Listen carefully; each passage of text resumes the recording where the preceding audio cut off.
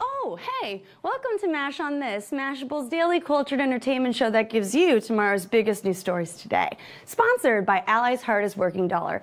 I'm your host, a much less handsy Charles Payne, also known as Dory Greenberg. On Mash on This, we give you a quick rundown of what we think is the best the internet has to offer. So be sure to tell us what you think in the comments, and we'll get to them at the end of the show. Now, let's get into it, shall we? The G20 summit kicked off in Hamburg, Germany today, and it was basically like a school dance for politicians. And just like every school dance has its fair share of drama, so does this meeting of world leaders. The main event, of course, was Donald Trump and Vladimir Putin, because they have been so not on good terms lately. And when they finally met face to face for the first time, it was something. Let's take a look. Now, we are all aware of Trump's aggressive handshake technique, but a distant backpack and an awkward elbow caress? Whoa, this is downright submissive behavior, if you ask me. He might as well have sheepishly turned around so Putin could sniff him out. The two men met privately today to presumably make out or have a food fight. No one really knows for sure what they're talking about, though, because there were only 6 people in the room. Political analyst Andrei Koleskinov, told the New York Times that the meeting was already deemed a win-win situation for Russia. So here's hoping it's the less crappy win for America's sake. All of this G20 mishigas might make you want to escape to the moon, but that will be very hard to do in these current times. 6 months into the Trump administration, NASA still doesn't have a new permanent administrator or any policy priorities. And Mike Pence, the man who tried to shut down NASA's space exploration plans in 2005, is now the head of the new Space Council. So that's promising. The White House sent the vice president to NASA's Kennedy Space Center in Florida recently, and while he was there, Pence gave a very lengthy speech about the future of U.S. space policy, but the specifics of how he would go about doing that were not mentioned. He also said that the U.S. would once again lead in space, but again, didn't say how that would happen. He did manage to mention the word heaven 27 times, which is a little horrific considering that we're talking about science and not religion, but all of this pales in comparison to his biggest faux pas at the event. Pence was shown a piece of critical spaceflight hardware with a very clear "do not touch" sign on it. But as this Reuters photo clearly shows, Pence totally disregarded the warning. However, some people noted that in Pence's defense, "do not touch" is in quotes, so it was probably a sarcastic sign. At NASA, where they sarcastically put satellites into heaven. Technology runs our entire existence these days, but why do some people pursue a career in that industry? The obvious answer is titties. Nope, I meant boobs. No, that's not it. It's girls in lingerie. And if you don't believe me, check out this party that's happening in San Francisco this Saturday. It's called Startup Mingle Party and Summer Seduction Lingerie Fashion Show. You know, because what even is a tech soiree without lacy underwear and this aroused fembot? Tickets range from $10 to a $500 ticket that includes a model-hosted VIP table.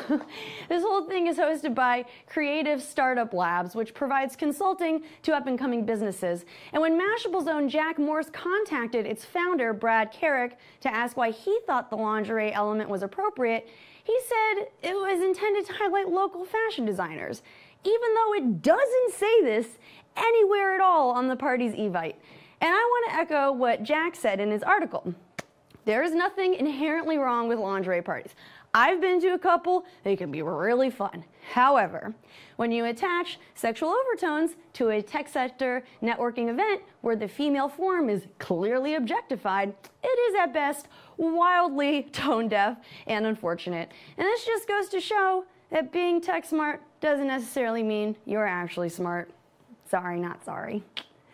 Ooh, hey, it's safe to say sexism isn't just in the tech industry, it's been widely publicized in the entertainment industry as well. While speaking to Out magazine, Emma Stone addressed the pay gap between male and female actors and revealed that her male co-stars have taken pay cuts in order for her to be on par with them. She didn't say who, but I wouldn't be surprised to see Ryan Gosling on that list. Please be Gosling, please be Gosling. Stone goes on to say that her male co-stars take these pay cuts because they feel it's the right and fair thing to do. And if she matches their pay, it changes her pay quotes for the future roles and therefore changes her life. At first blush, we all want to be like, yay, feminism is real. But when you really think about it, it seems like a pretty off-color situation for men to have to decide if they're willing to take a pay cut or not. Because it shouldn't have to be a decision, because equal pay should be the norm. But realistically, men taking these pay cuts is one way to equal the playing field, and at least the ends justify the means. What do y'all think about this whole situation, though? Let us know in the comments. I am at that age where my Facebook and Instagram feeds are flooded with very unoriginal engagement photos and boring pictures of babies. Ugh. There are also annoying trends of exotic honeymoon pics, and while that alone is frustrating, it's even more frustrating when you see that weird girl from the 4th grade riding a visibly miserable elephant in Thailand. Humans, we should not be riding elephants, and here's why. A new report by the Animal Protection Organization says that 3 in 4 elephants in Asian tourist entertainment venues are living in contemptible conditions where they are subjected to severe treatment as part of their submissive training. The report is a result of an 18-month investigation into 220 elephant tourism venues in countries like Thailand, India, and Cambodia. Thankfully, some companies are taking a stand. Last year, TripAdvisor stopped selling tickets to any attractions where tourists could come into physical contact with captive wild animals or endangered species. So for those of you who have dreamed of that elephant ride in Laos after your nuptials, remember this. If you can ride, hug, or take a selfie with an elephant in Asia, chances are that animal has been subjected to cruelty. Your time is better spent learning about the local culture, or relaxing by the beach, or doing anything that isn't taking a selfie, and actually enjoy the moment. We haven't heard a lot from Kanye West since he had his minor public meltdown earlier this year, and it seems his frustrations with the world, and more specifically the music industry, haven't died down. A source close to Kanye told Billboard that his exclusivity rights to the streaming service Tidal have been terminated. This is apparently based on Tidal's alleged failure to honor its financial obligations, which Kanye has claimed to be over $3 million. But according to TMZ, Tidal's position is that Kanye failed to deliver the videos he was contracted to make, which is why Kanye hasn't been paid. This he said, she said argument is also amplified by the fact that Jay-Z owns Tidal, and the two former friends have been beefing for quite some time now. And Ye might completely part ways with every streaming service in order to have more control over the distribution of his new music.